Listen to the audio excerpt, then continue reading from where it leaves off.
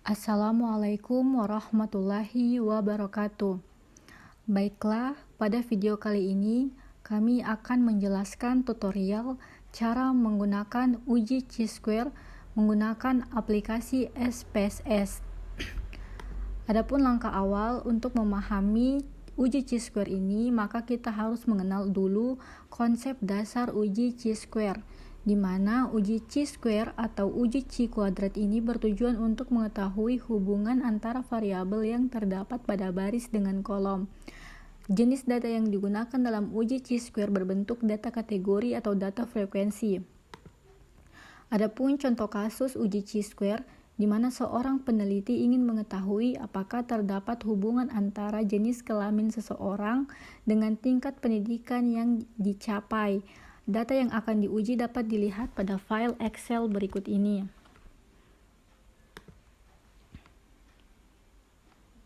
Oke, di sini terdapat data kategori berupa data jenis kelamin dan pendidikan.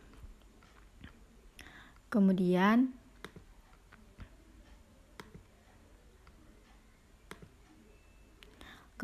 langsung saja untuk langkah-langkah uji chi-square dengan aplikasi SPSS. Langkah awal yang dilakukan adalah penginputan data, kemudian analisis dan output SPSS atau cross-step tabulasi silang. Langsung saja kita ke aplikasi SPSS. Baik, untuk langkah awal kita klik variable view pada aplikasi SPSS. Kemudian pada kolom name kita masukkan jenis kelamin, kita singkat saja dengan angka atau huruf JK. Nah, pada label, kolom label kita masukkan atau kita ketikkan jenis kelamin. Selanjutnya pada kolom value kita klik, akan muncul kolom tambahan seperti ini.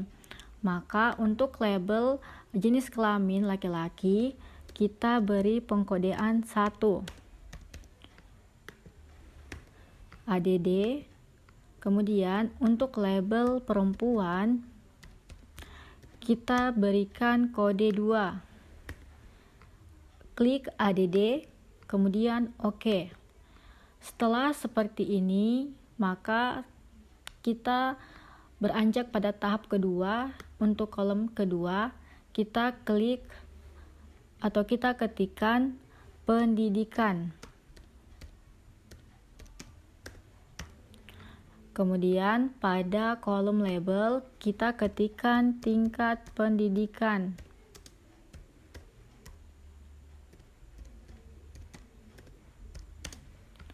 Kemudian pada kolom value kita klik, akan muncul kolom tambahan di mana untuk label jenjang pendidikan tingkat SMA kita masukkan kode 1 ADD. Kemudian untuk jenjang pendidikan diploma kita masukkan kode 2 ADD. Dan untuk jenjang pendidikan S1 kita ketikkan kode 3. Terakhir untuk jenjang S2 kita ketikkan kode 4. Oke. Nah, setelah terisi data di variable view ini, maka kita menuju pada kolom data view.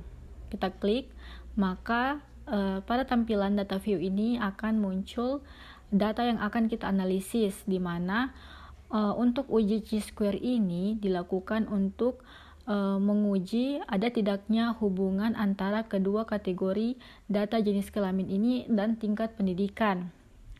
Nah, setelah kita analisis seperti ini, setelah kita input data seperti tadi, maka kita akan beranjak pada menganalisis data yang ada pada SPSS ini.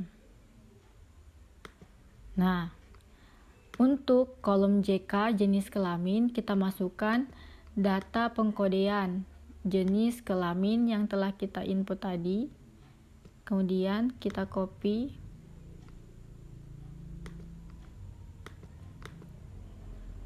kita salin di kolom SPSS seperti ini. Kita lakukan hal yang sama untuk tingkat pendidikan.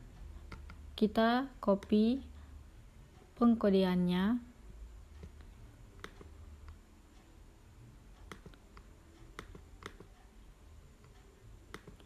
Oke, setelah data terinput pada aplikasi SPSS, selanjutnya kita akan melakukan analisis data, di mana pada pojok atas aplikasi SPSS ini terdapat nama analis. Kita klik, kemudian kita pilih di sini deskriptif statistik. Kemudian kita pilih cross tabs, maka akan muncul kolom tambahan di mana terdapat jenis kelamin dan tingkat pendidikan. Untuk jenis kelamin kita taruh di rows atau baris. Kemudian untuk tingkat pendidikan kita masukkan di kolom seperti ini. Seperti pada teori tadi, bahwa uji chi-square ini bertujuan untuk mengetahui hubungan antara variabel yang terdapat pada baris dengan kolom. Seperti itu. Kemudian kita klik statistik. Nah, pada tampilan ini akan muncul kolom tambahan di mana kita harus mencentang uji chi-square karena kita akan melakukan uji tersebut. Kita centang. Untuk kolom yang lain kita abaikan saja. Kemudian kita klik continue. Setelah itu kita klik OK.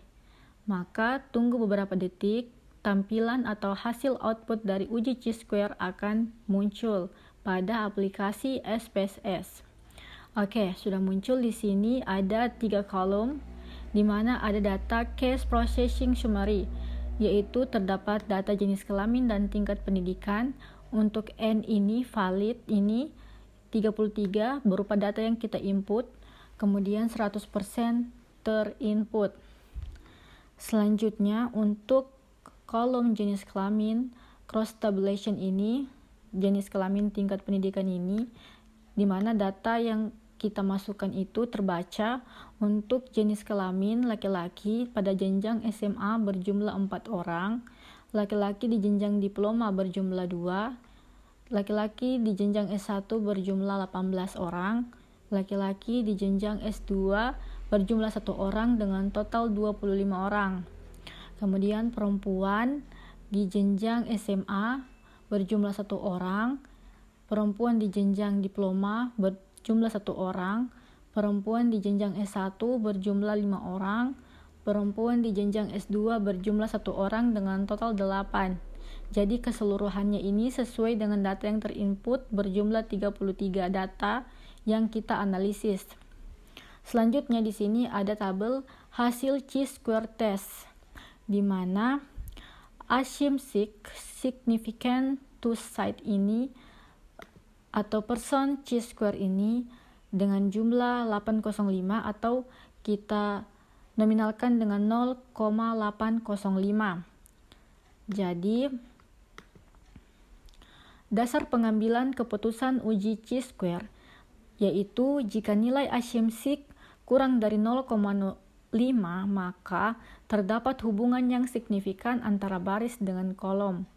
Jika nilai asymmetric-nya lebih dari 0,05 maka tidak terdapat hubungan yang signifikan antara baris dengan kolom. Selanjutnya pengambilan keputusan. Jadi di sini pada hasil akhir chi-square atau output chi-square test di mana asymmetric significant two side ini berjumlah atau bernilai 0,805.